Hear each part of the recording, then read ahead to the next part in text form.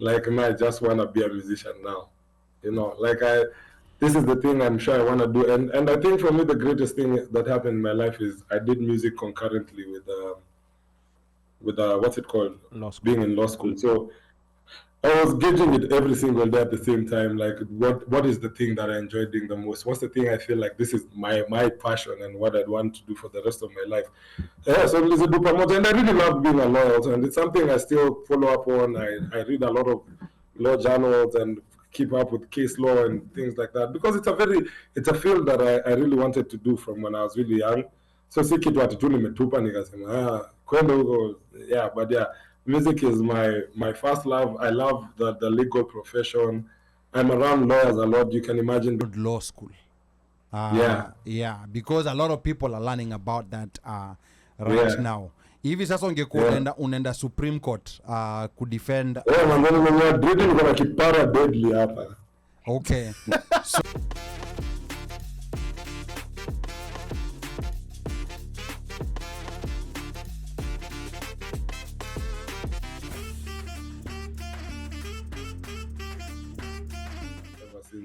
now, before we go back to the band, you've introduced something else that people don't know.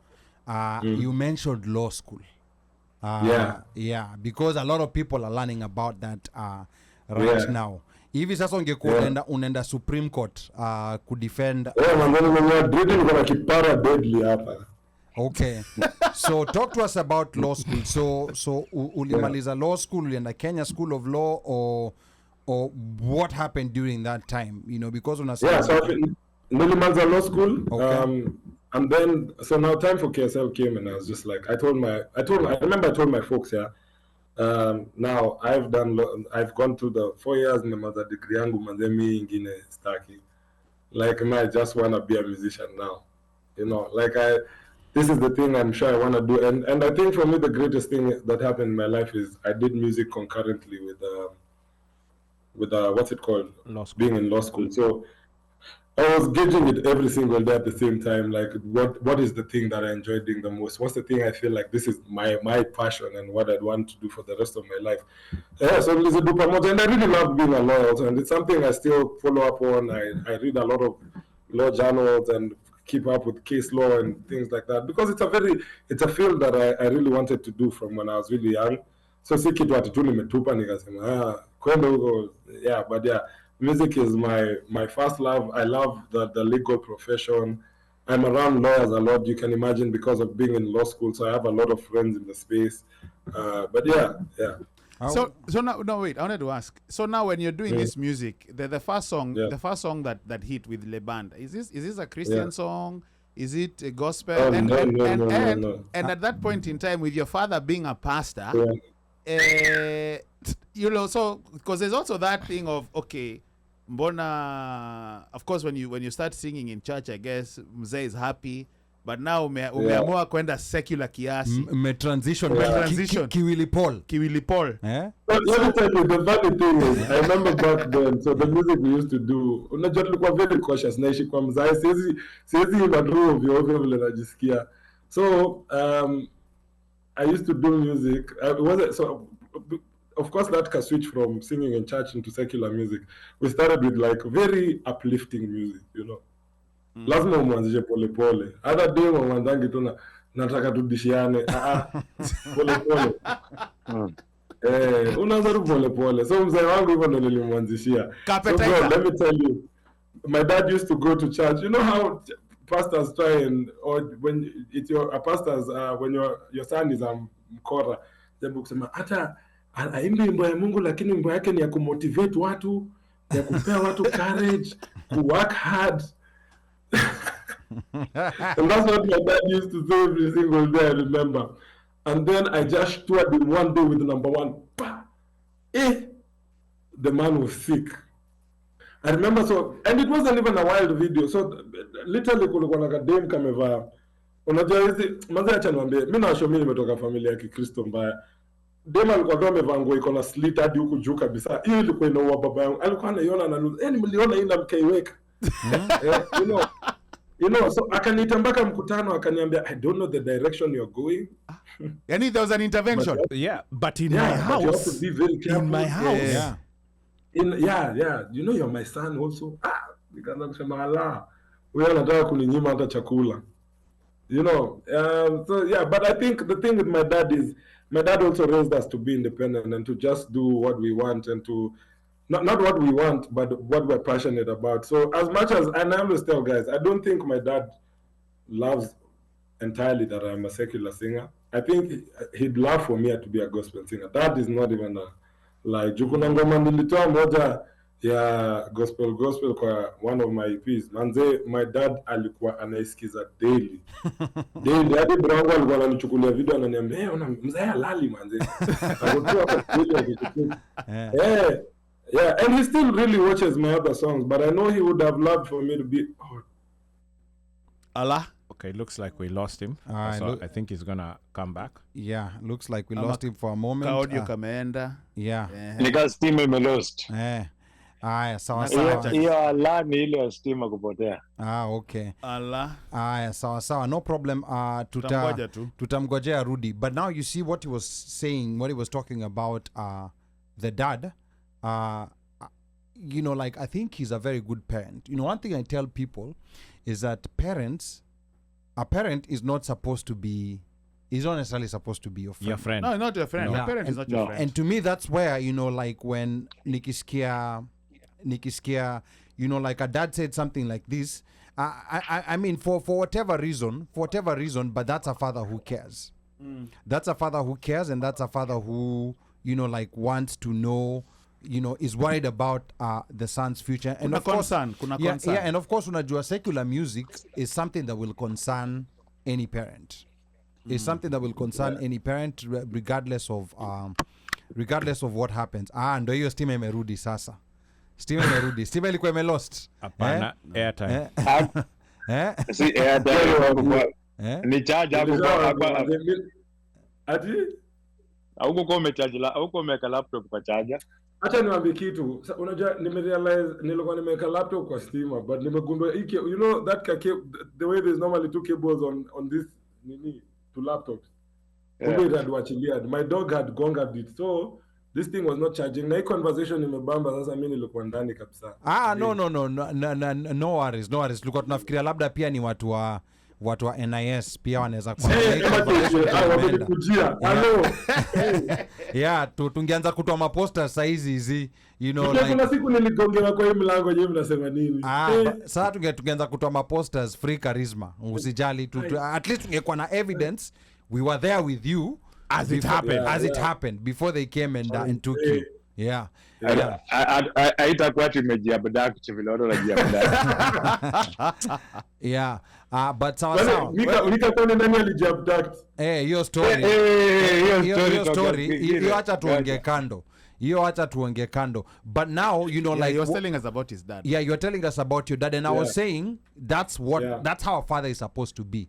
A father is not supposed to tell you stuff to make you happy all the time. To make you happy. That's how a good parent is supposed to be. So appreciative for your father. And they've always been like that to me. Even even before we put out number 1 with Laban, my dad would just call me, and he wouldn't be harsh or mean to me. He'd just be like, "Manze, unaona kai muziki yako kuna mahali inaenda." Kwa sababu manze, acha niambie ukweli. You see, this thing is a game of numbers. I always say the problem with our art, or being a creative, tuko kwa industry yenye tunataka ku please wase. So we're putting out content for people to accept. You know. And it's very easy to see when people are not accepting it. Yes. You know, because you can see the numbers, you can see the reception, how people are speaking or not speaking, you know. And my dad would just be like, I think you need to evaluate this situation and think about whether it makes sense for you to continue going on with it. And for a while it made sense, and then things just happened for me, and I was grateful. But my dad has always been really honest with me, and he's always been supportive. Super supportive with me also. So I think I'd say I'm very grateful for the parents that I have. Of course, I know they would wish that I would be doing other things, but they've supported me regardless of how they felt about this thing that I'm doing. So Okay, that's great. A couple of comments here coming from people who are tuned in. I can see Luis Muya back when we're having a conversation on the quality of music. He says Kenya has good quality music. We're just poor marketers of our art, especially internationally. I agree with that. Artists and Kenyans at large. Yeah, and I think that's something that we're going to be talking about a bit later in the show. And then Udimadenge from Atlanta anasema, I should have joined Christian Union. I think I was and then and then I can see hapa, you know, like people are commenting, some people are loving your music. Hapa Washeke anasema alikuwa anauliza kama tokens zimeisha. And then Washeke anasema I would have sacrificed my bras to free Charisma. Oh, thank you. Later mambo. Na the wall of bras hapa kwangu. Kuna ukuta ya mabra. Hata I wish ningeshutia hii kitu hapo. Okay. Jeuri.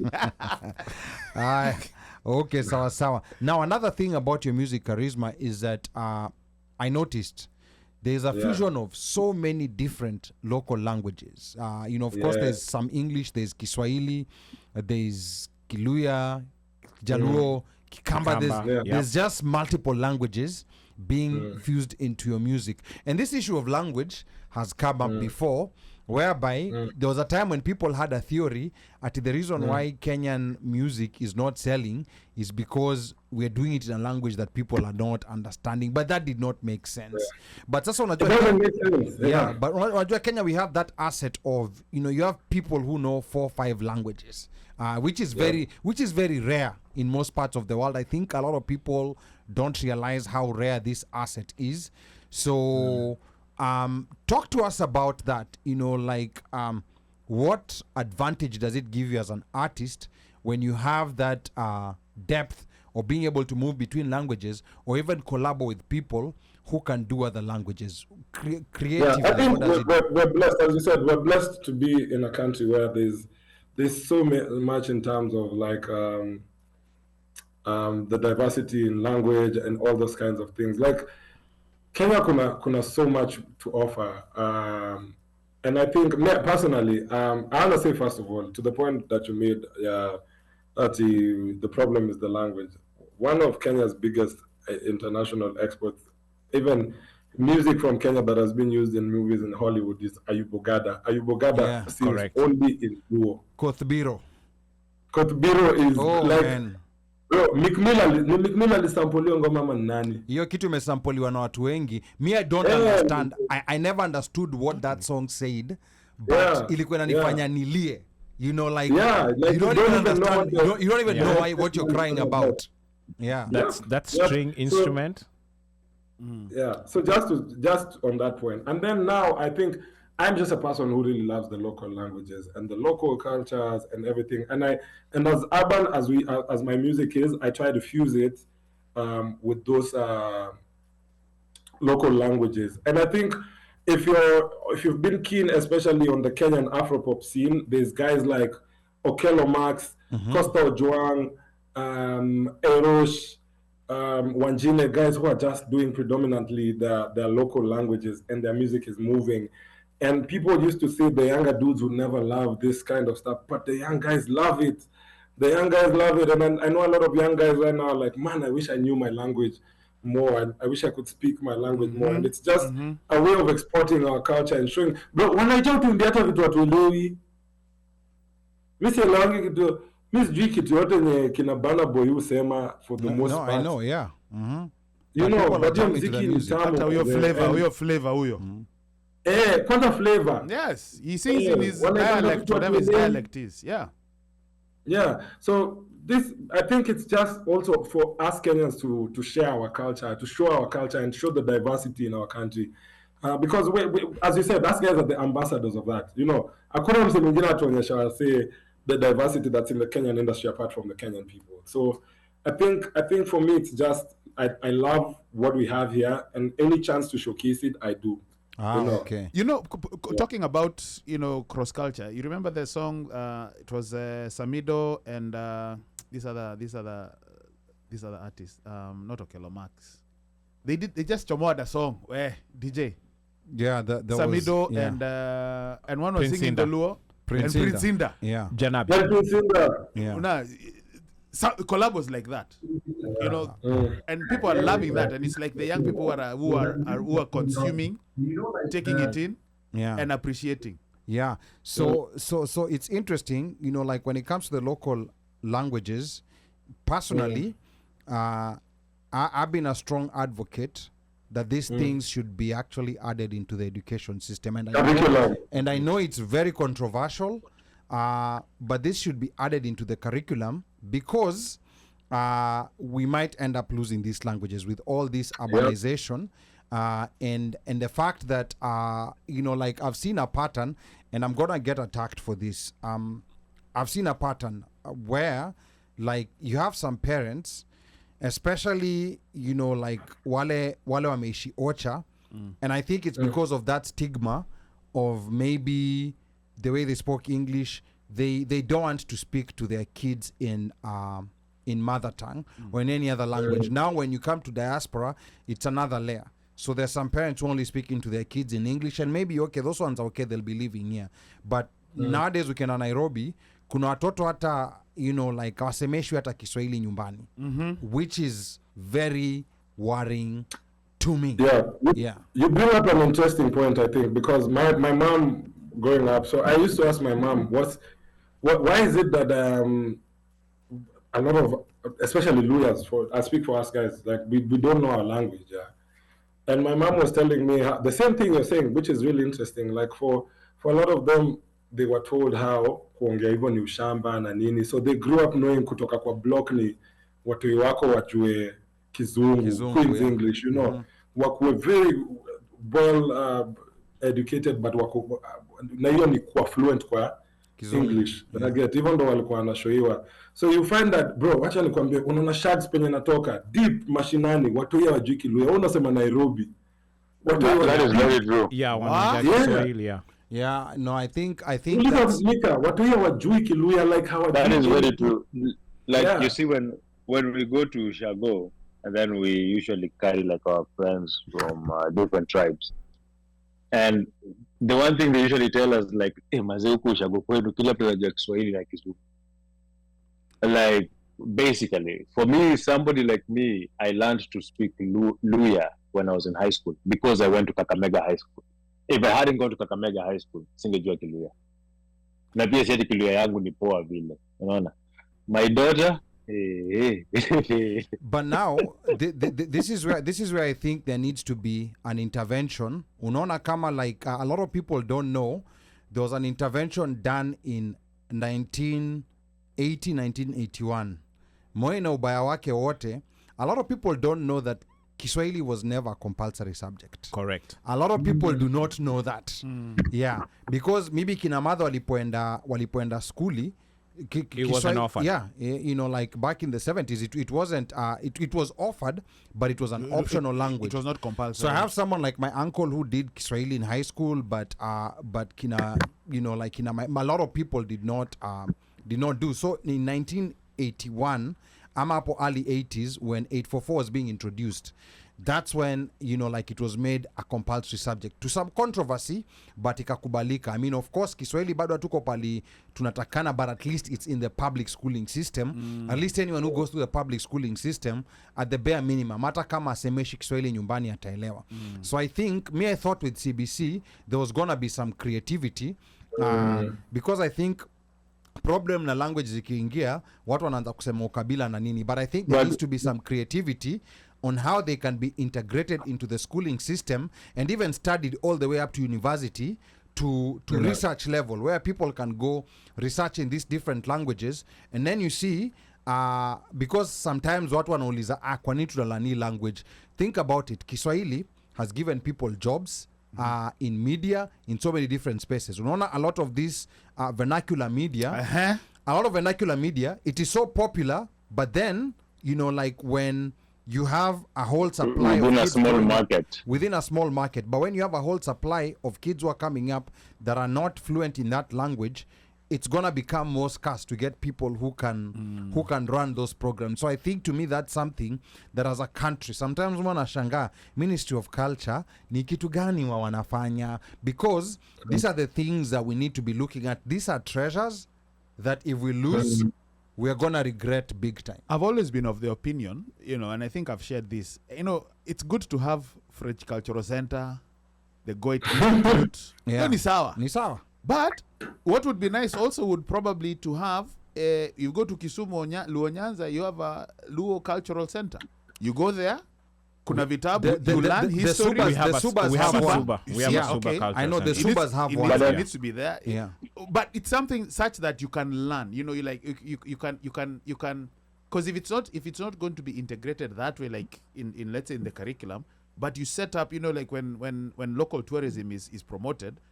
Normally when we go, like when people go to, you go to a museum, you go to a cultural center, whatever, you learn, maybe 1 or 2 words, 3 or whatever. You get intrigued by the history of these people, how they came to be, who was their leader, whatever, their way of life or whatever. So when you go to where Luyas are, you learn about the Luyas. You go to the Maasai, you go to the Pokots, you go to the Kalenjins or whatever. You get to appreciate that from that perspective and from that angle. Absolutely. Would it be nice to have cultural centers? Absolutely. I think that would be better. If you have for French, But then for me, let's tuweke Waluya ama Kikuyu ama whatever.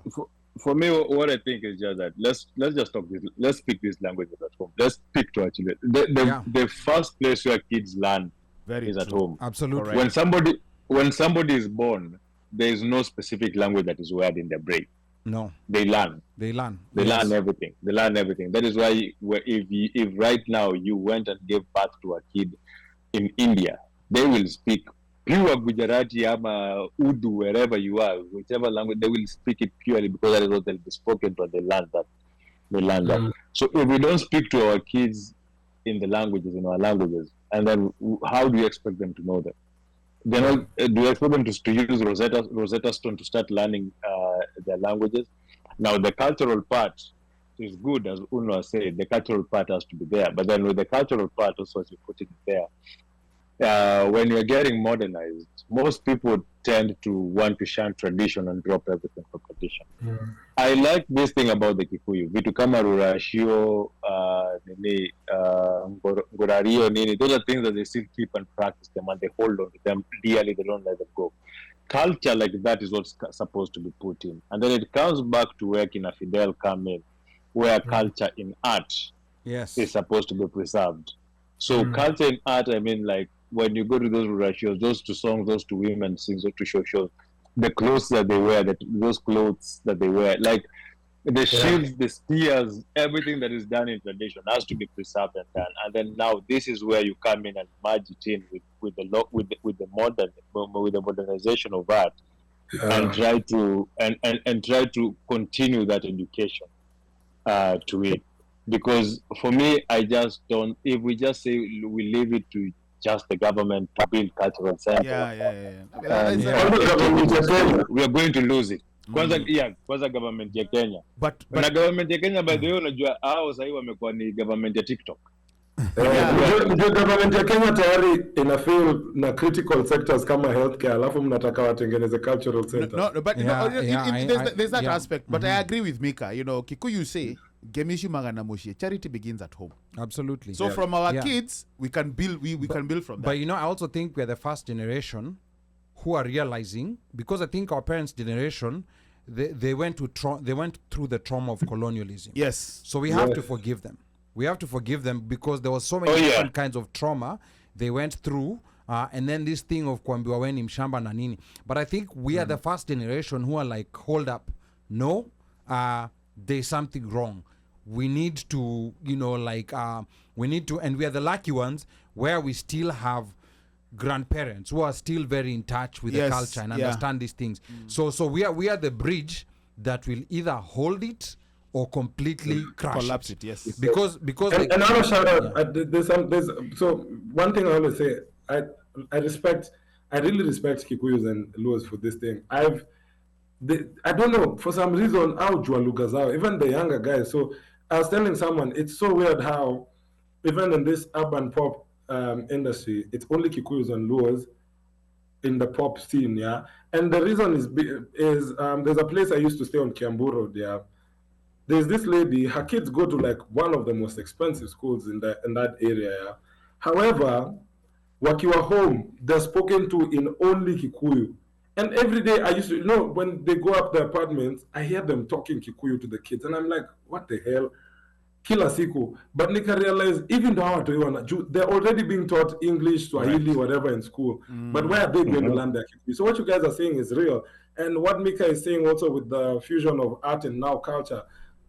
So I always say, listen, Kenyans, we want Kenyan music to be played more and everything. Want to play KA, but I really respect Nigerians for one thing. They've pushed their cultures. I've never been to Nigeria, but I know what Nigerian dressing looks like, traditional dressing looks like. I know what their ceremonies are like because I see them in music videos. I see them in those in their movies. Afro cinemas. Correct. You see them everywhere. Like they export their culture for real, and they're so proud of their culture. And even the pidgin.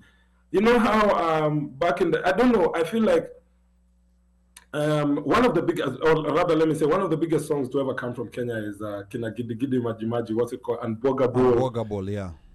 Those songs, yeah. And they're in our native language. So just being comfortable in what we're doing and exporting our stuff should be something we really do going forward. I think we have an amazing culture, and we just need to share it. No matter how come Kenya kutembea, culture zetu ni kali, lakini si for some reason tunataka kuziondokea. Yeah, that's the irony. Yeah, and hapa we have some comments coming from Louis Achungo. Chief Louis anasema Charisma chose his own path, unlike many Kenyan artists, and that is what appeals and sells because of his originality. He believed in himself and his talents. That is what we need, originality. And then he says, some of the current great artists, we do not even understand what they say, and we really do not have to. It is the talent and originality behind the sound. And then Louis Father says, many dance to Ohangla, but they understand zero. And then Apa Washeke was asking if you play any instruments. Yeah, acha naambia mimi kuna life yangu imenipiga makona manze. Hii kuna vitu tu zimehappen kwa life yangu zenye mixing. So first of all, just a short story. So growing up, my dad bought me a guitar when I was very young. Like I think nilikuwa kama 6 years old. But let me tell you, I hated that thing. I hated it. Ilikuwa inanikata vidole. Unajua kama unacheza guitar unajua guitar strings, right? The strings, they're normally hard. So I remember I used to be taken for lessons. I just don't listen. And then I was taken for keyboard lessons when I was also really young. So I know a bit of the keyboard, but I don't know how to play the guitar at all. And it's something I've had for a very long time. Do you still have the guitar? Instrument, I still have one, but I don't. Yani mimi niko na trauma na guitar manze. Oh wow. Guitar nikata vidole nikiwa mdogo, alafu babangu alikuwa unajua babangu alikuwa anadua ile kitu ni kama anatuforce. Haikuwa juu tunataka, ilikuwa cheza guitar. Nimekununulia guitar mbona ucheze? I'm like, I didn't ask you to buy for me. You know, but yeah, so the instrument I play now is the drums. Or rather the instrument I learned how to play is the drums. And interesting. It's such a weird thing because I never played the drums anywhere. Like design me perform me ruka stage kila mahali. Like mimi msewa kwa hapo mbele ruka. So talent yangu ya drums inakuanga tu kejani manze. Yeah. So do you use that talent? So do you use that talent to when you're producing your music, like when you're for the dance for drums? Yeah. So for me, I think even with the instruments I don't necessarily play, I've learned the basics of the instrument. So like I know chord work and that kind of stuff. I might not be able to play on a professional level, correct, but I know what I want and I can play simple things that I'd like. So it really helps with production because I'd go to the studio and even if I don't know what it is that I can't play what I want, I'm able to express what I want. Even with drums, like I always say African music is very drum oriented, beat oriented. We're a very percussive what is it called? Society. Like even when you go to the Ohangla, it's the beats are the most amazing thing. Correct, yes. So drums kwangu you come naturally na nikitumiwa apply sana kwa muziki nikitengeneza muziki yangu. And I like the drums sounding a certain way. Me, drums, one of the percussive side of the production is the one element that if it doesn't sound exactly how I want it to sound, that song won't sound okay to me at all. Okay. Now, there's a comment here coming from Esther Mulusa, who says Zulu is studied up to PhD level. They also have cultural days, museums, and read dance days that are purely cultural. In Kenya, we are losing our languages even in time villages where kids are speaking Swahili 99% of the time. I think this is something that needs to be addressed, you know, like at a local level. I mean, of course, we have other bigger priorities, like Charisma mentioned. We have other bigger priorities, but I think this is something that that seriously needs to be addressed community by community, because at least we have gotten to that conscious generation where they're like, okay, we're losing this, and we want to hold it. I want to get back on track. Yes, we need to get back on track. And I remind those who are tuned in to the One Mic Show, and I'm your co-host and producer Ali Badawi. We are talking to Kenyan Afropop artist Charisma. He recently launched his new album, The Motions, with pomp and color at Mass House in Nairobi. You can find his music on all major platforms via the link pinned in the comment section. There's a link pinned on YouTube and also on Facebook. Please click there and you'll get where to buy his music and where to subscribe and follow all his social media handles. Make sure you subscribe to all his platforms and also buy the music.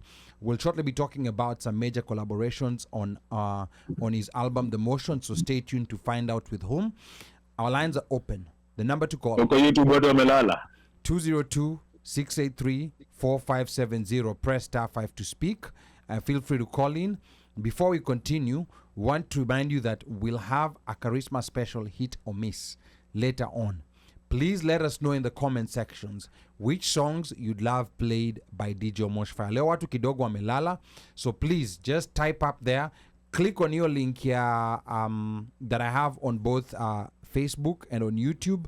Sample the songs, check them out, and let us know which one you love. Or if you already know his songs, just type kwa comments ni gani unataka tucheze hit or miss segment, because we're gonna have a hit or miss special hapa baadaye kidogo. Now tuanze na hii collab ulifanya na Bensol, Trust Issues.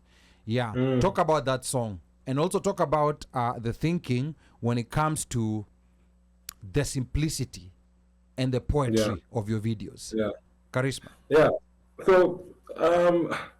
So the song itself is I think while Suda and I were writing this song, we're just thinking about what it feels like to be a musician and in this space, and while being in a relationship, and how mtu ushukuiwa kila kitu manzo. Unaweza kuwa tu studio unafanya job lakini and then you can't even blame people, because it's also true. People, those things happen, but like, si ushukuiwa na everything manze. Like, and I remember there's times when I was in a relationship, unakaa hivi chini manze, wewe uko tu studio na record ngoma, ama uko karibu kwenda stage manze, mshaisha na kutext uko happy, mbona ujibu ma text, get like drama kama hizo. And that's why the lyrics are uko na trust issues, kila siku unanishuku, kazi zangu za usiku zinakukera sana.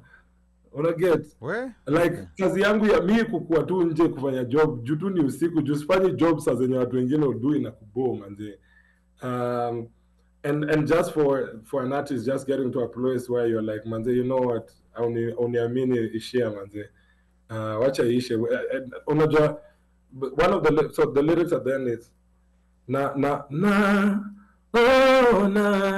itakuwa tu sawa hata tukiachana mamina So basically you're telling this girl it's gonna be great despite the fact that hata tukiachana, like, you know, it's gonna be painful, but you know what, it's gonna be okay, I'm gonna be fine. And it's like ishia manze. So it's like umeshinda kudeal na hii situation ni sawa. Na now when Bensol was writing it, we didn't just want to write it from the perspective of a musician only or the dude only.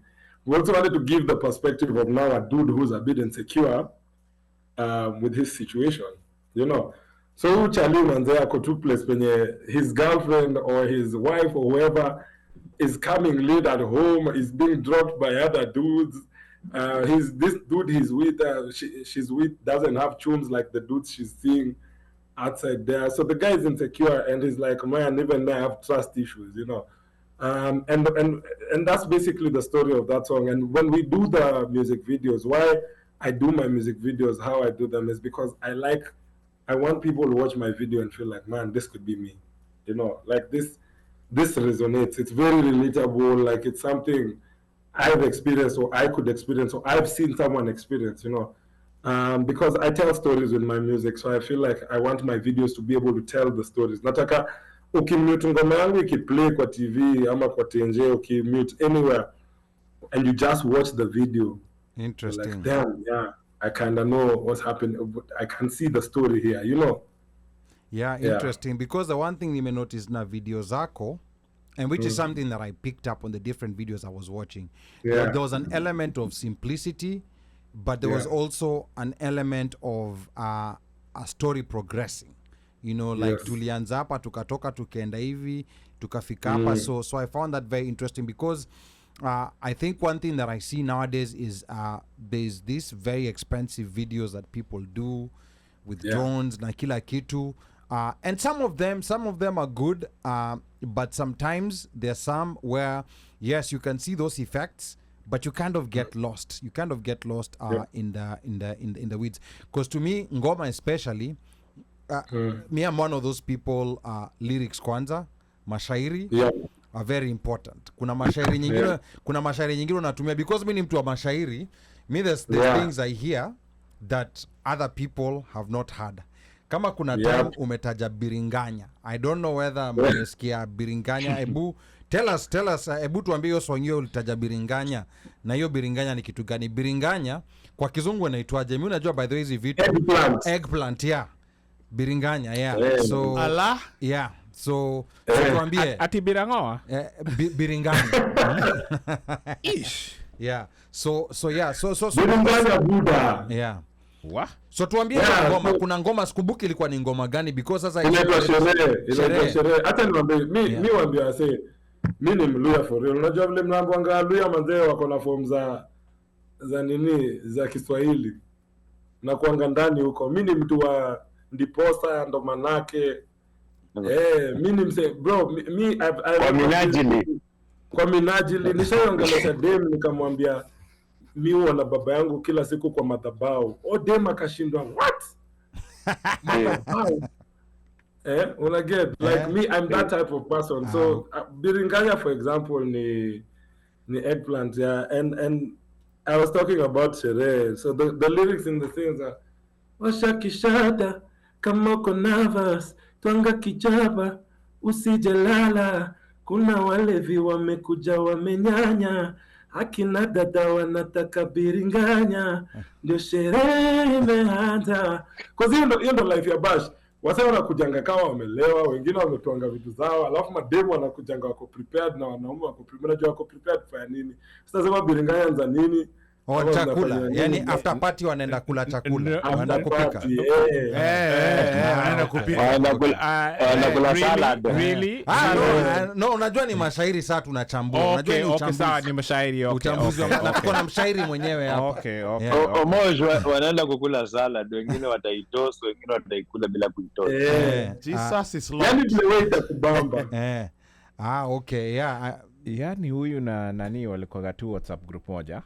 Na nani? Ule mse wa bongo ule waga mashairi na utupa vitu chafu uko ndani. No, I mean unajua kwanza the interesting thing about mashairi, yes, you know, like kufanya ushairi, kwa sababu me I was very into mashairi even in school from nyumbani. I come from a family that has also poets huko zamani. Is that Swahili poetry is very interesting. It's one of those languages where anaweza kaa na nikakutusi in such a clean way. Correct. In such a clean way mpaka hata ukasema asanti. Hiyo ndio nasema mistari iko na vina. Yes. Ate who? Mistari iko na vina. Yeah. And you know that's Madhogodhanios to you. It is madhogodhanyo. It's madhogodhanyo. Yeah, and you know that's a creativity, that's a depth that you get, especially when unaongea lugha tofauti, because kila lugha ina ushairi wake. You know, like each language, Kikuyu ina ushairi wake, Kiluya, Kijaluo, each of these languages has its own very unique ways of expressing poetry. And that's why I'm saying, you know, like when we lose them, there's a lot of knowledge gone. Yeah, there's so much lost, man. There's so much knowledge. Forget about just the language. Yeah. There's so much knowledge that's embedded within that language that you're not gonna have that knowledge unless you know that language. Unaona kama vile kwa Kizungu tunasema rice, but kwa Kiswahili kuna mpunga, kuna mchele na kuna wali. Yeah. That in itself tells a story. That in itself tells a story. You know, like mpunga ni ile iko shambani, mchele ni ile ambayo bado haijapikwa, alafu wali ni ile iko kwa sahani, ile imeiva imepikwa tayari. And I know sometimes watu wanatumia mchele for both, ile imepikwa, but that's incorrect. Yeah, that's incorrect. But that in itself tells a story. Nilikuwa nasikia language yao ma Eskimos, they have like, I don't know, a certain number of ways of referring to snow. You know, like different kinds of snow, because watu wanaishi kwa snow. Waarabu, you know, I do understand some Arabic. Waarabu, they have almost 100 different names for camels. Huh? Yes. For camels? Yes, ngamia. Iko na jina karibu 100.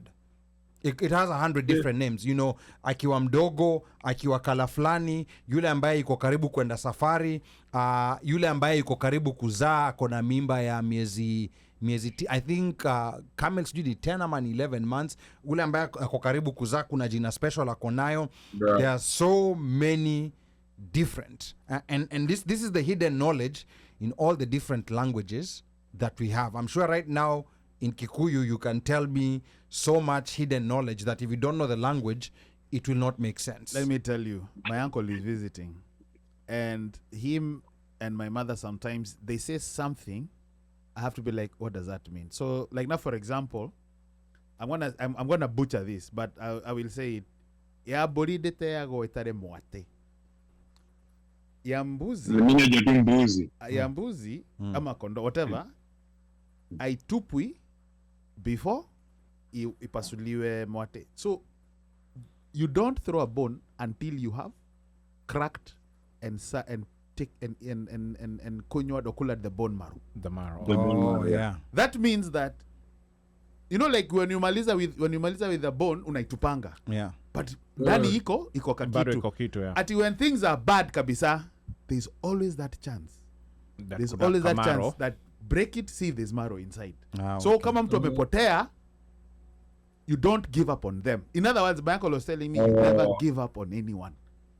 Wow. Let me bring